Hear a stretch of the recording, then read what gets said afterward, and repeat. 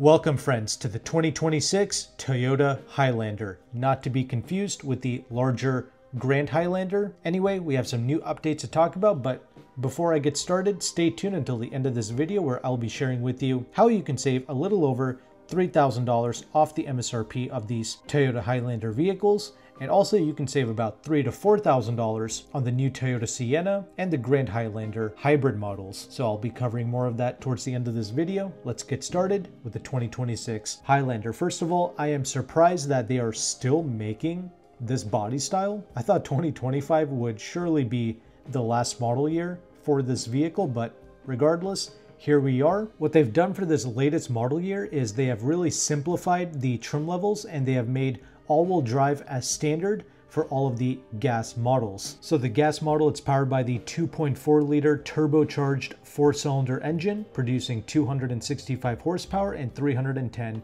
pounds-feet of torque. You can use 87 regular octane fuel with this engine, and these gas models will be available in 4 trim levels. You have the XLE all-wheel drive, then we have the XSE, the Limited, and the Platinum at the top. And then we also have the hybrid version of this Highlander, powered by a 2.5 liter naturally aspirated 4-cylinder engine in conjunction with the electric motors, and we also have a nickel metal hydride battery pack with the Highlander hybrid. It's got a total system output of 243 horsepower, and these hybrids, they are available in 3 trim levels: the XLE, the Limited, and the Platinum. So if you have been keeping up with the Highlander trim levels over the years, comment below, let me know if you have, you would notice that for 2026 we have a lot less trim levels to choose from. For instance, we don't have like a base LE model. They have cut that out. So now the new cheapest entry point into the Highlander, it's going to be the XLE all-wheel drive. That's going to start at $45,270. Before in 2025, like a front-wheel drive LE, that started at a little over $40,000. So almost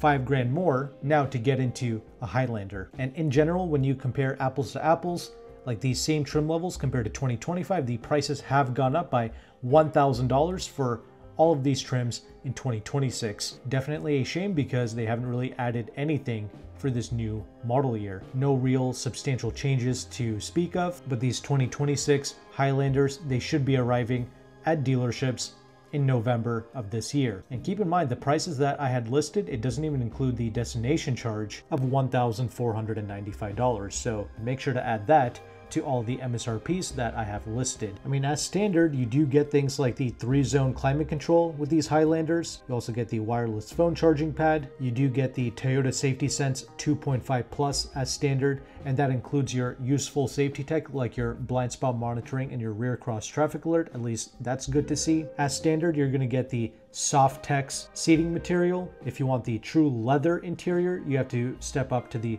Limited and the Platinum models. Also as standard, you're going to get the 3-row seating for up to 7 passengers with an optional bench seat for up to 8 passengers.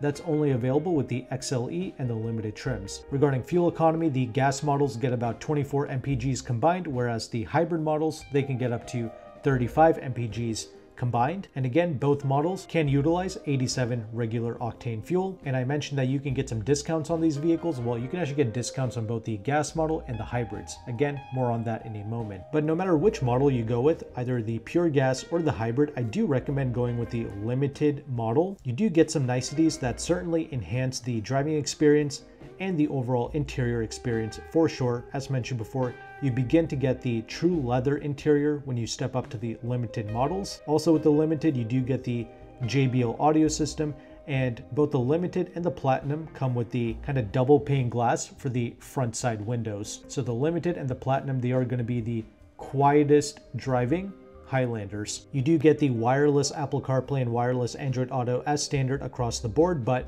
the XLE and the XSE models, along with the XLE hybrid, they're all going to get the 8-inch infotainment screen. So when you step up to the Limited and the Platinum on both the gas and the hybrid, that's when you get the larger 12.3-inch infotainment screen. In general, I would just stick with the Limited. I don't think stepping up to the Platinum is really necessary. But at this point in the game, you know, who is this generation of the Highlander for? Because Toyota also has the excellent new Grand Highlander. That's the newer vehicle, it's the larger vehicle, It came out for the 2024 model year, and when you compare similar trim levels with both the Highlander and the Grand Highlander, for just a little bit more money, not even that much, you can just get a Grand Highlander instead. And that GH model, Toyota designed that to actually fit adults in the third row. The Grand Highlander is a giant, practical, ergonomic box, and a quite luxurious one as well. It is rather refined, pretty quiet, and pretty smooth. Well, this regular Highlander, I suppose it's fine for the individuals who appreciate this body style, because I have to say this is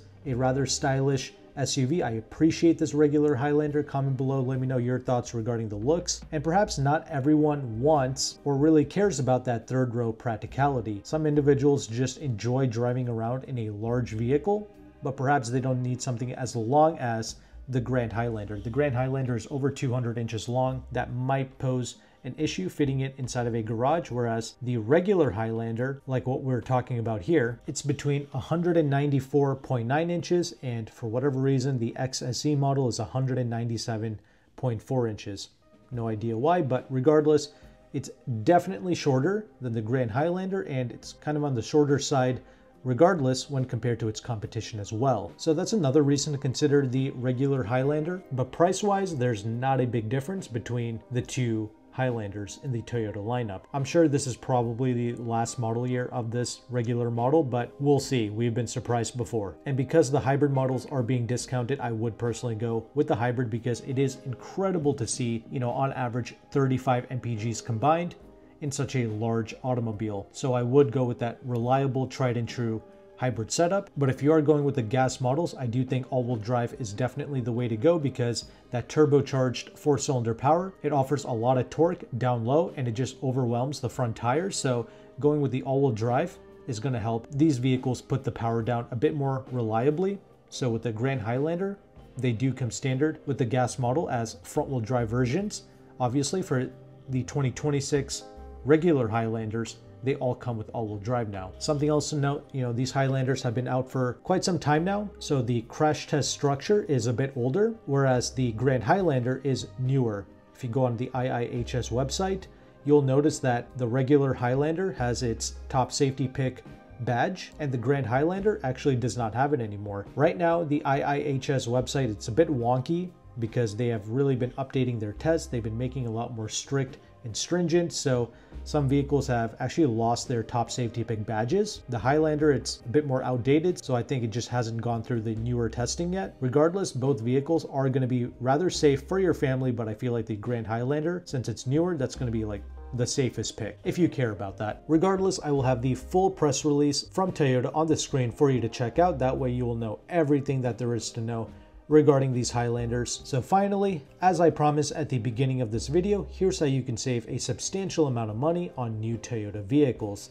You can reach out to Jim, who is one of the largest Toyota brokers in the United States. He has partner dealerships both in Pennsylvania and in California, and he does offer nationwide shipping, but shipping is something you have to pay extra for. So it would be ideal if you can pick up in Pennsylvania or in California. Regardless of that, on these Highlanders, like what I talked about in this video, on both the gas and the hybrids, you can save over $3,000 off the MSRP, and that's great.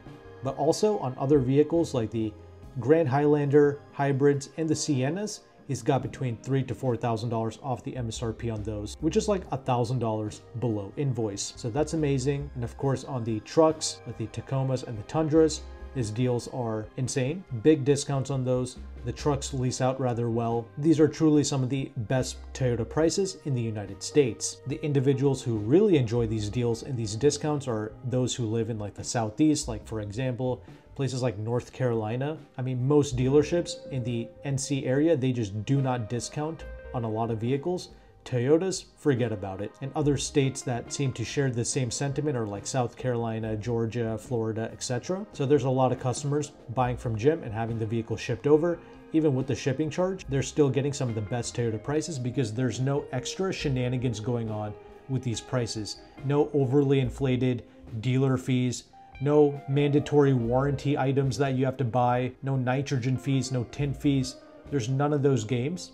But keep in mind, Jim does charge a broker fee to access his deals. His fee is well worth it for these prices, but sometimes he just incorporates his fee into these discounts. So you just want to double check with that. Regardless, Jim did say that if you reach out to him and you text him and you mention my channel, he did say that he'll take like $50 off of his fee, and I really appreciate him doing that for my audience. Regardless, you can check out more of Jim's information on the Leasehackr forum. He also has a massive Facebook page, so you can join that as well. And you can read up on all of his reviews and testimonies on both Facebook and on the Leasehackr forum. So I will have all of Jim's information and his contact information in the description box of his video. Once again, just text Jim if you're going to work with him. Don't call him. Just text him what you want, the model, the spec, where you're going to register the vehicle, how you want to buy the car, etc. Once again, if you found value with this content, make sure to like and subscribe. Thank you again for watching. Take care and goodbye.